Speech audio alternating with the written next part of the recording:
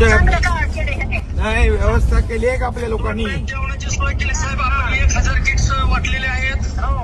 आणि हो त्यांना खाण्यापिण्याची नाही हे तर नियोजन ठीक आहे. आपण आपलं कामच आहे ते करायचं.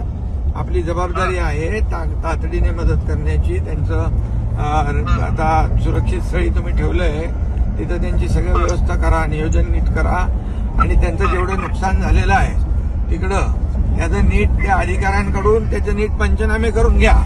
म्हणजे घराची पडझड असेल, पिकाचं नुकसान असेल, जमीन खरडून गेली असेल, जनावरं वाहून गेली असतील, घरांमध्ये पाणी गेलंय ना.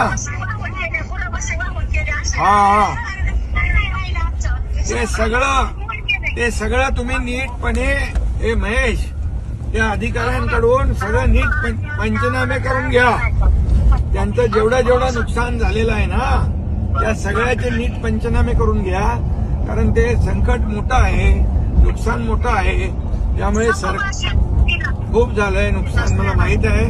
आणि सर्वांना पूर्णपणे आपण चिंता करू नका.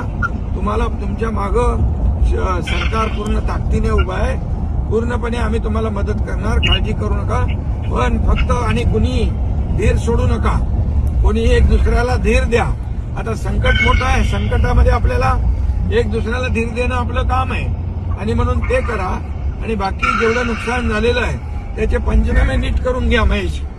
म्हणजे आपल्याला ना जास्तीत जास्त मदत आपल्याला देता येईल.